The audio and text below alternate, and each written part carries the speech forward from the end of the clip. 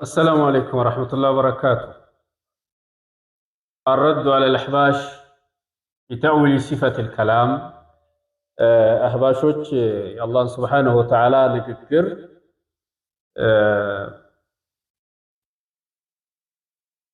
ተأዊል ያደርጋሉና ያን የተመለከተ ይሆናል። ምን ይላል እንግዲህ የአብዱላህ አልሐረሪ ንግግሮች ብዙ መሳኢላዎች አሉት።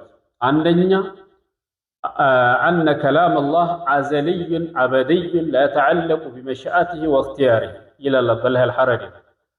يا الله نقدر عزلي نو زلالماوي نو بمشاء غارا ينطلطل كالله مشات بفلغ بساعات بمرጫ الله መናገር በሚለው በፈለገው ሰዓት ላይ መናገር ከመሻው ጋር አይገናኝም የሚል ይዘት ያለው ንግግር ተናገረ። ولذا قالوا ولذلك قالوا موسى عليه السلام انما سمع كلام الله العزلي.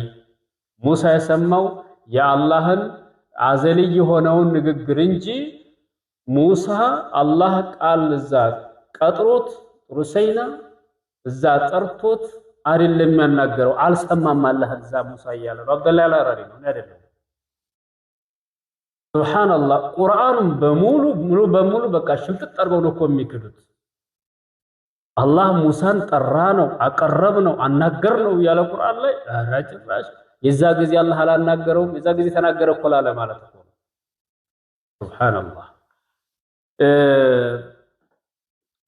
أن الحبشي عبد الله الحرري أنكر أن يكون القرآن كلام الله. قرآن الله نقدر مهونون كدوال حيث قال قولا شنيعا بتام الزجنان هنا نقدر نتناقر وهو يجب اعتقاد أن اللفظ المنزل حادث مخلوق لله نقول يورد هي تورد القرآن قالوا حدث متينو فطرنو الله فطرتنا مخلوق لله لكنه ليس من تعليف جبريل ولا سيدنا محمد جبريل يقطعطمو አይደለም ነብዩ መሐመድም እንደዚሁ ያገጣጠሙት አይደለም።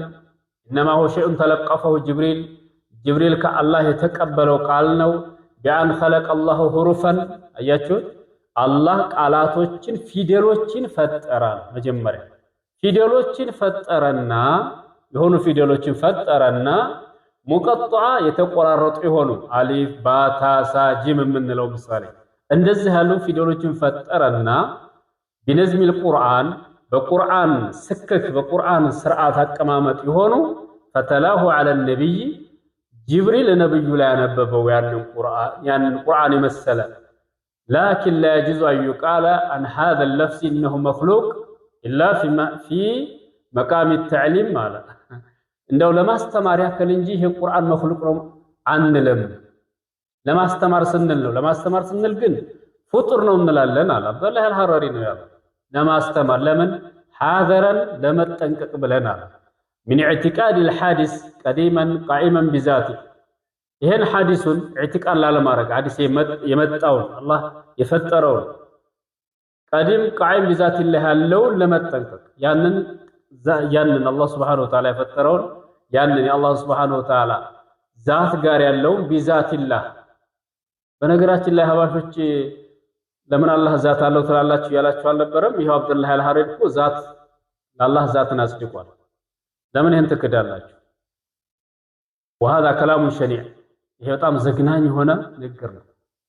وقد صرح ايضا በግልጽ አብዱላህ አልሐረሪ ላይ የተናገረው بأن القرآن ليس عين كلام الله ቁርአን አይኑ ይሄ ዛቱ ቁርአን ያላህ ንግግር አይደለም።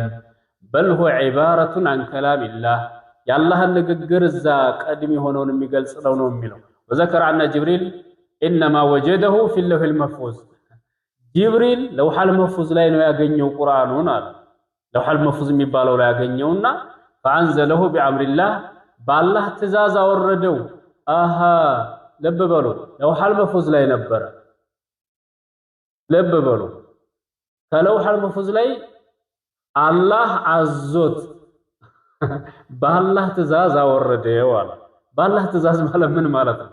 አላህ ሲያዘው ጅብሪልን አናግሮታል ወይስ አላናገረውም? ሐባሾች ባላህ ትእዛዝ አወረደው ነው እያላችሁ ያላችሁ ነው። ያላህን ትእዛዝ እንዴት ነው ጅብሪል ያወቀው? ባላህ ትእዛዝ አወረደው ነው አዞት። ማናዞን ነው ከለውሐል መህፉዝ በእናንተ አባባል ባላህ ትእዛዝ አወረደው። ልብ በሉ አላህ አዞት። ስለዚህ ጅብሪል ፍጡር ነው አይደለም? ጅብሪልን ሲያዘው አላህ ተናግሯል አልተናገረም? በምንድን ነው ያዘዘው? እሺ አያችሁ ንግራችሁ ሲጋጭ ኢነሁ ለቀውሉ ረሱሊን ከሪም ብሏልና። ሌላው ደግሞ ቁርአን አላህ በድምጽም በፊደልም አይናገርም ብሎ ሽምጥጥ አድርጎ ይሄንንም ክዷል። እንደውም በንግግር አላህ በድምጽ ይናገራል የሚለውን ውድቅ ለማድረግ ሞክሯል። ከነዚህ መካከል እንግዲህ በጣም የሚገርመው በጣም የሚያስቀው አላህ በድምጽም በፊደልም አልተናገረም ብለው መናገራቸው። ይሄ በጣም የሚያሳዝነው የነሱ ትልቁ አንዱ የአህባሾች ትልቁ ክህደታቸው እና አላህ Subhanahu Wa Ta'ala ቁርአን ላይ እንግዲህ ወደ ቁርአኑ ስንመጣ قل لو كان البحر مدادا لكلمات ربي لنفد البحر قبل أن تنفد كلمات ربي ቁርአን ባህር በአጠቃላይ የጌታን ቃል ለመጻፍ እንደው መድ ቢሆኑ ባህሩ ቀለሙ ያልቅ ነበር። የአላህ ንግግር ሳያልቅ ሌላም ቢጨመር የአላህ ንግግር አያልቅም። وما عليه أهل السنة وቻሉበት هو الذي تواترت الأدلة من الكتاب والسنة كقرآن كحديث بتواتر ببዙ የመጣው ومن العقل على صحته ሱረት ጤነኛ የሆነ አቅል ደግሞ በጫት ያልተበረዘ فلما جاءها موسى በመጣት ጊዜ የሆነ እሳት አይቶ ነው አይደለም? እሳቷን አየና ያችን እሳት በመጣት ጊዜ ኑዲ የተጠራ አምቡሪ ከመንፊናር በእሳት ዙሪያ ያለው በረካ የተባረከ ሆነ። ወመን حولها በእሳቱም ዙሪያ ያለው እሳቷ አጠገብ ያለው ሙሳ ነው። በዛ ዙሪያ ያለው ደግሞ አለና ሱብሃንአላህ ረብል ዓለሚን ከዛስ فلما أتاها نودي من شاطئ الوادي الأيمن في البقعة المباركة በተባረከችው ቦታ በሸለቆ በስተቀኝ በኩል ተጠራ ሙሳ። ማን ነው የጠራው? من الشجرة أي ሙሳ ሆይ በመባል ተጠራ። ምን ብሎ ጠራው? ሲጠራው ኢኒ አና አላሁ ረቡል ዓለሚን። ይሄን የካደ ሰው እንግዲህ እስልምናው በጣም አጠራጣሪ። እኔ ዓለማቱ ጌታ አላህ ነኝ ብሎ ጠራው አለ ሙሳ። ያ ሰላም ሙሳን ታዲያ አላህ ሲጠራው እሱ ሰዓትን መስሎት እዛ ሄዶ ብርድ ለማስወገድ ብርሃን ለማቀጣጠል እኔ አላህ ነኝ ዓለማቱ ጌታ ብሎ ሲጠራው ሙሳ ሰምቶታል። ይሄንን ነው እየካዱ ያሉት እንግዲህ ሀባሽ። ቁርአን ከመካድ በላይ ምን አለ ታዲያ? አላታከ ሐዲሱ ሙሳ ኢዝ ናዳሁ ረቡሁ ጌታው በጠራው ጊዜ ማንን? ሙሳ ምን አለው? በዛ ቢልዋዲ المقدس ጠራው። فلما تهلوا يا موسى اني انا ربك እኔ ጌታ ነኝ ብሎ ጠራው እኮ ነው የሚለው። انا ربك ሱብሃንአላህ። ይሄን ቁርአን አለመቀበል ወላሂ ትልቅ በሽታ ነው። ደግሞ የውመል ቂያማ ወየውመ ዩናዲሂም የሚጠራባቸው ቀን መልእክተኞች የሰው ልጆችን አላህ ነገ የቂያማ ቀን ይጠራቸዋል አለ። ምን ይላቸዋል? ፈየቁሉ ይላል ማዛ አጀብቱሙል ሙርሰሊን። ይሄንን ነገ የውመል ቂያማ የምንሰማው ነው። እኛ ራሳችን ለሩሱሎች ለመልእክተኞች ምን መልስ ሰጣችሁ ብሎ አላህ ይጠራቸዋል። ወየውመ ዩናዲሂም ፈየቁሉ አይነ ሹረካኢ الذين كنتم تزعمون እነዛ ተመጉቱባችሁ የነበረ ጌቶች ናቸው ስትሏቸው የነበሩ ሽሪኮች የት ናቸው ብሎ አላህ ይጠራቸዋል ይላል። ሙሽሪኮችን አረ ምን ያልቃል? በጣም ብዙ ነው። ስለዚህ ቁርአን የአላህ ቃል ነው። ይሄን ያላመነ ማስረጃ ከቆመበት በኋላ ሚነል ካፊሪን ከካህዳኖች የሚመደብ አካል ነው።